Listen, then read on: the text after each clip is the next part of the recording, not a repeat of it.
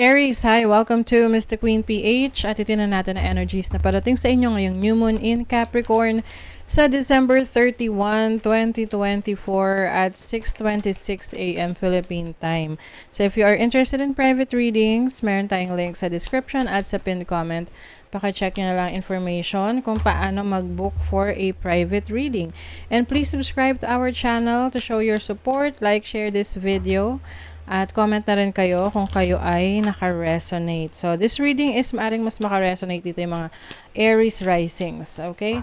So, for you, Aries, the new moon in Capricorn is happening in your 10th house of your career. Ayan. So, maaring may mga bagong opportunities for you to try, like a new business, a new career, bagong pagkakakitaan. Maaring yung iba sa inyo magsiset kayo ng mga bagong goals ninyo para sa trabaho ninyo. Yung iba, pwedeng kayo ay magre-resign sa trabaho. Or mafa-finalize na yung mga changes na gusto nyong gawin sa work ninyo. Meron tong positive aspect sa inyong 12th house, which is your spirituality, anything that is hidden to you.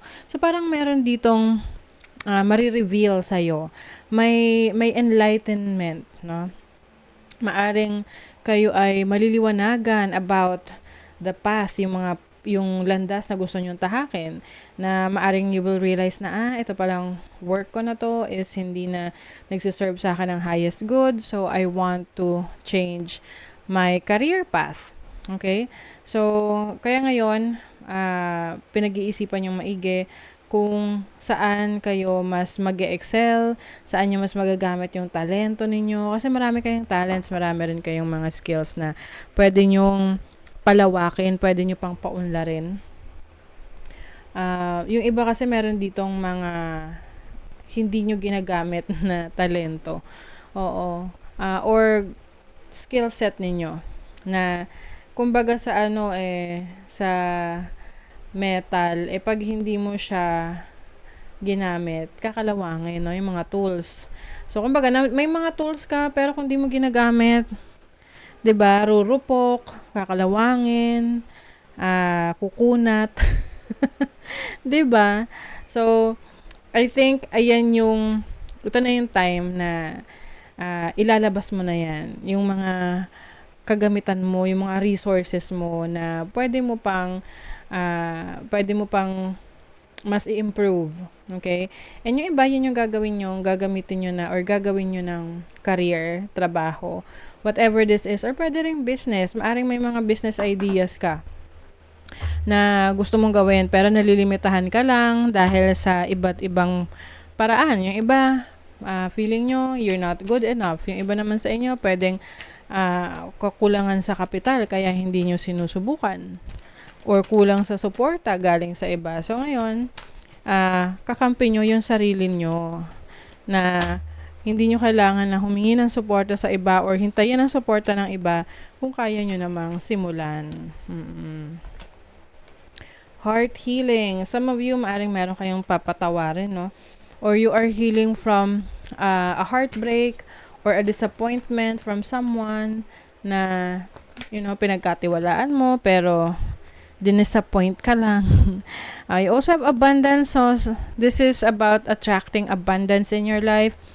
I also see you na may mga bago kang isiset na pangarap para sa sarili mo. Like, totally different.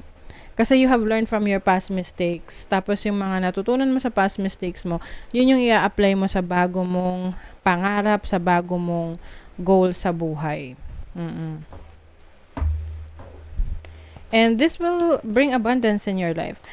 Pag sinabi natin abundance, hindi lang yan pera, ha? Kasi kahit ano ang abundance, no? Abundance of resources, abundance of your money, abundance of your talents, 'di ba? So, yun. Marami kang opportunity for that. You have the Ace of Swords, so meron ditong bagong creative ideas for you. Yung iba, kung kayo nag-a-apply ng trabaho or meron kayong bino-workout na business opportunity, ayan, no, meron ng communication na nagsisimula. You have the Knave of Swords. I think you are studying. Yung iba na gusto pang matuto, mag-aral, continuous improvement. See, you are finally stepping into your own power. Alam mo na yung mga bagay na dapat mo pang paunlarin sa sarili mo. Meron dito na talented sa crafts, no? So, halimbawa, paggawa ng bags, paggawa ng sapatos, pagde-design, anything that is related to arts and crafts. You have the 8 of coins. So, mastery talaga. May minamaster kayo. Iba sa inyo, bata pa lang kayo, ginagawa nyo na yan, or magaling na kayo dyan. So, example, singing. Bata pa lang kayo, talaga may singing prowess na kayo, magaling na kayong kumanta. Pero, for some reasons, hindi nyo siya pinursu kasi inisip nyo parang ang daming kalaban or baka hindi mag-progress.